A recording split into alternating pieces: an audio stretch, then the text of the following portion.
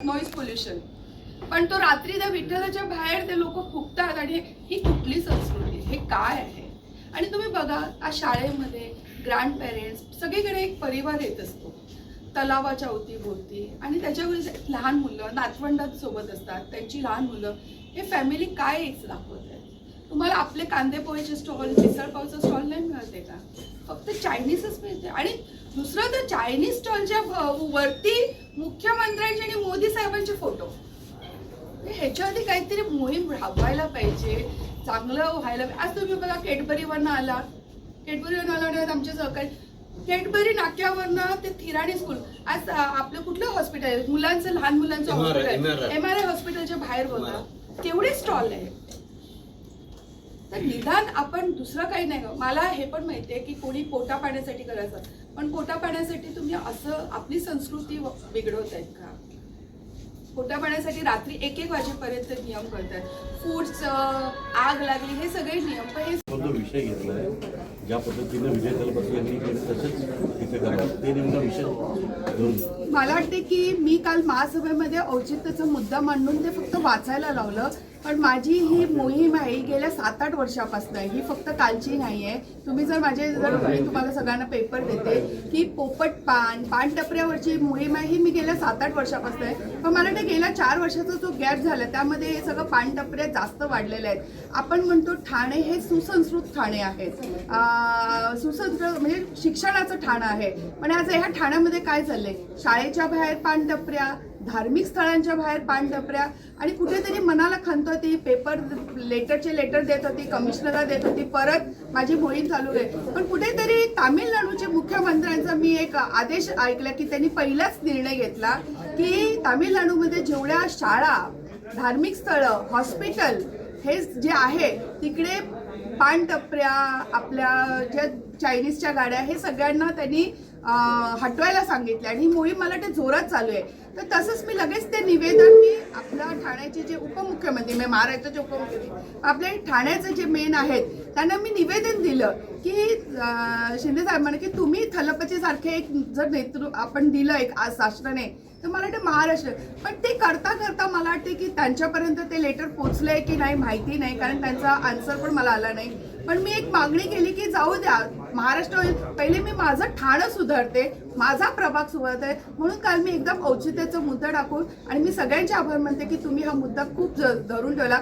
मला वाटतं जोपर्यंत पानटपऱ्या हालत नाही, मी कुठलंच उपोषण करणार नाही, मी कुठलीच परत लक्षवेधी मांडणार नाही पानटपरीवरती.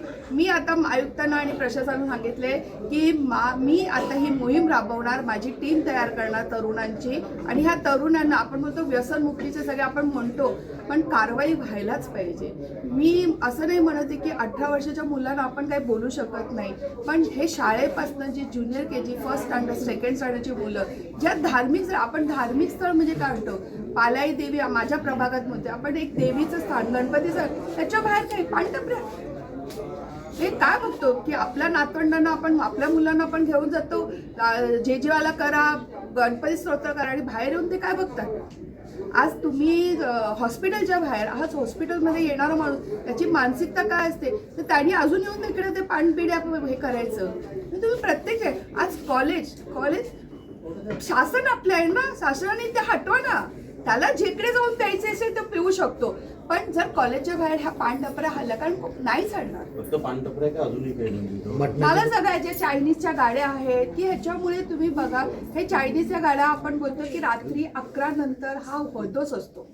आपण सगळ्याला नियम करतो, हे 11 नंतर हे मोटर बाईकवर, तुम्हाला माहिती आहे हे मोटर बाईकवर आपणच ते स्टॉल, जर 10 नंतर आपण त्यांना नियम केले की 10 नंतर एक पण स्टॉल नाही लागायला पाहिजे, तर मला वाटते ती बाईकवरती ह्या तरुणांचं पण ह्याच्यामध्ये निधन झालेलं, ऍक्सिडेंट होतं, कुठेतरी ड्रिंक करतात, मद्यपान. पण जर कुठेही स्टॉलच नसतात 10 नंतर, तर ते कुठेतरी त्याची आई घरी वाट बघते, ती घरीच जाणार ना मुलं. पण या सगळ्यामध्ये आम्ही पोलीस उपायुक्तांना ज्यावेळेस प्रश्न केला त्यावेळेस त्यांनी सांगितलेलं आहे की महापालिका जर अशा प्रकारची कारवाई करत असेल तर आम्ही त्यांना सहकार्य करू.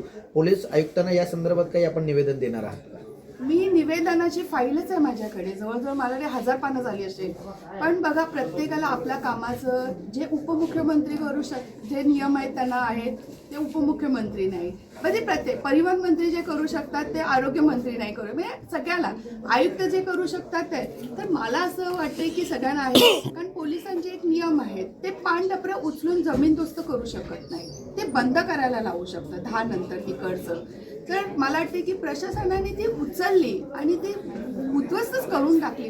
कारण प्रशासन काय करतं, आम्ही इकडे बोंबाबोंब करतो, आम्ही सगळं म्हणजे नवीन तरुण पिढीसाठी काहीतरी आव्हान करतो आणि हे उचलतात आणि लगेच अर्ध्या तासाने ती सुटते आणि नंतर तोच माणूस आमच्या समोर ती टपरी चालू करतो, पण ते तुम्हाला काय करायचं ते करून द्या. आपण सत्ताधारी आहात, आपलाही म्हणजे आपलाच महापौर आहे, प्रतिनं पालकमंत्री देखील आपलेच आहेत. पोलीस ऐकत नाहीत तर प्रशासन ऐकत नाही, तर कोण ऐकत नाही? बघा, ह्याच्यामध्ये सत्ताधारी काय नाही, प्रत्येक लोकप्रतिनिधी जेव्हापासून आम्ही गेल्या 4 वर्षापासून मला वाटते की हे सगळं कारभार होता हा प्रशासनाच्या माध्यमातून. पण जेव्हापासून महासभा सुरू झाली, मला वाटते महिला लोकप्रतिनिधी, मग मृणालताई पशेल, कोळी मॅडम आता जे आलेले आहेत, शीतल मालेश्वर, राकेश अजय, जे नवीन तरुण आहेत, हे अतिक्रमण आणि पाणटप्प्यावरती बोलत आहेत. आता मला वाटतं बोलून बोलून कदाचित प्रशासन जागं होईल, पण मी तुमच्या माध्यमातून खरंच मुख्यमंत्री देवेंद्र फडणवीस साहेब, उपमुख्यमंत्री एकनाथजी शिंदे साहेब, उपमुख्यमंत्री सुनीताताई पवार यांना मी विनंती करेन की जसं तामिळनाडूमध्ये त्या मुख्यमंत्र्यांनी असा आदेश काढला आहे प्रशासनाला, तसं तुम्ही महाराष्ट्रामध्ये पण असा आदेश काढा. आदेश आहे 500 मीटर, पण तो 500 मीटरचा तो लागत नाही, मला वाटतं आवारातच नाही पाहिजे. आपल्याकडे अनेक आयुध आहेत, महासभेमध्ये होतं, आपण पत्र दिलं, भेटलो, आपण सगळं पत्रावर केलंय म्हणतात. मग आता ह्याच्या पुढे आपण पुढे काय भूमिका? मी काल मला जास्त त्याच्यावरती बोलू पण दिलं नाही, कारण मी औचित्याचं मी त्याच्यातच म्हणजे आभार मानते. मला एक साधायचं होतं की मी हे तुम्हाला सुचवते, आता तुम्ही कारवाई करताय, पण मी काल आयुक्तांना बोलली तुम्ही कारवाई करणार की नाही करणार, पण मी माझी तरुणांची टीम घेणार, त्यांचं काउन्सिलिंग करणार आणि त्यांना सांगेल की हे तुम्हीच उद्ध्वस्त करा आणि आमच्यावरती गुन्हे लागले तरी चालेल. जर ह्या कामासाठी माझ्यावरती गुन्हे लागले, मला बंद केलं, काही केलं, कारण मी उपोषण करणार नाही, मला होत नाही त्याच्याने उपोषण करायला, पण मी कारवाई करणार, मी उद्ध्वस्त करणार. पोलिसांना जी कारवाई करायची असेल ती करूया. याच आपण उपमुख्यमंत्र्यांकडे मागणी केली की त्यांनी लक्ष घालावं, मुख्यमंत्री मला लक्ष घालावं आणि गंभीर मुद्दा आहे. त्याच्यामुळे असे मुद्दे ज्या ज्या वेळेला परिषदेत मांडतात त्यावेळेला मी त्यांच्या बरोबर नेहमीच असतो. महत्त्वाचा मुद्दा असा आहे की 3 महत्त्वाचे मुद्दे आहेत की आज राजरोसपणे ज्या पानाच्या टपऱ्या आहेत त्या ठिकाणी ड्रग विकला जातोय. आपल्या पिढीला अंमली पदार्थाच्या व्यसन लावून ती पिढी बर्बाद करण्याचा प्रयत्न ठाण्यामध्ये विशेष करून होतो, ज्याचे आम्ही प्रतिनिधित्व करतो. आणि हे करत असताना सर्व पोलीस डिपार्टमेंटला पण माहिती आहे. परिषदाताईंनी मला वाटते की आयुक्तांकडे 4 वर्षापासून 7-8 वर्षापासून मी तर हे म्हणजे तेव्हा मी ही लक्षवेधी आधी लावलेली आहे. आता हे 4 वर्ष प्रशासनाकडे होतं, तर प्रशासन आता आम्ही परत चालू आहे, परत मी मोहीम चालू केलेली आहे, कारण नवीन जनरेशन येते. 4 वर्षामध्ये मुख्यमंत्री सुद्धा आपल्या पक्षाचे होऊन गेलेले आहेत. 7-8 वर्षांपासून आपण ही मागणी करताय.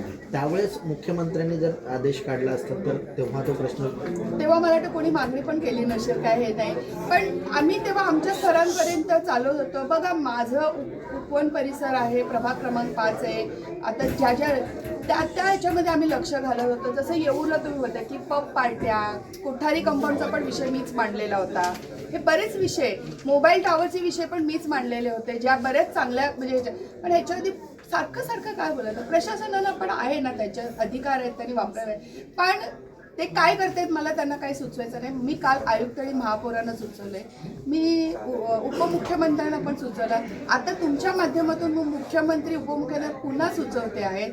पण मी माझं प्रभाग, मला जिकडे काही शाळा, धार्मिक स्थळं, हॉस्पिटल ह्याच्या अवतीभोवती मला जर पाणटपऱ्या दिसल्या तर मी उद्ध्वस्त करण्याचा प्रयत्न नाही करणार, उद्ध्वस्त करणार. ओके, बंद व्हायला पाहिजे अशी महत्त्वाची मागणी केली आहे.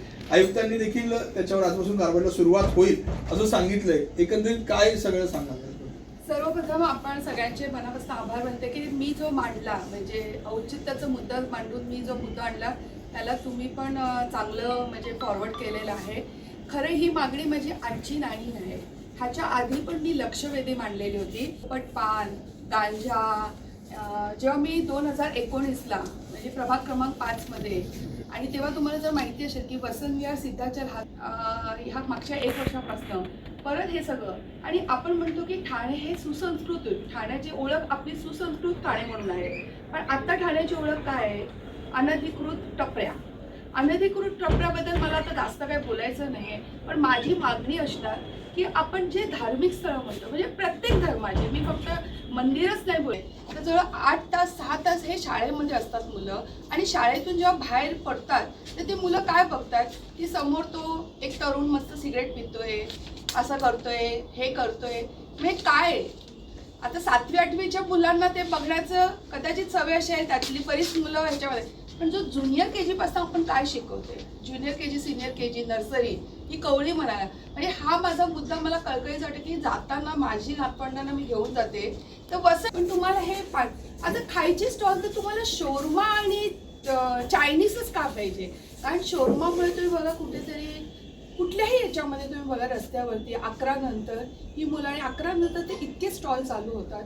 पण माझी त्या अनधिकृत स्टॉलबद्दल मला जास्त बोलायचं आहे. मी दरवेळी बोलते, नुसतं मी घेतलेली आहे की जे आता तुम्हाला मग थिराणी स्कूलचं लेटर आहे, त्यांनी प्रभाग समितीला वारंवार म्हणजे लेटर लिहिले, नाही झालं. शेवटी मला बोलून ते माझ्या प्रभागात येत नाही, मॅडम आप ही कुछ कर सकते. न्यू इंग्लिश स्कूल आहे, त्या शाळेचे पण 2-2 लेटर जर महापालिकेमध्ये येत आहेत तर आपण एवढं नाही करू शकत? प्रत्येक तुम्ही शाळेचा आज सरस्वती स्कूलच्या बाहेर बघा, तेच का तुम्हाला मिळते? तिकडनंच तर ते सुरुवात होतं. म्हणजे पुढचं आपलं तरुण मंडळी काय असणार?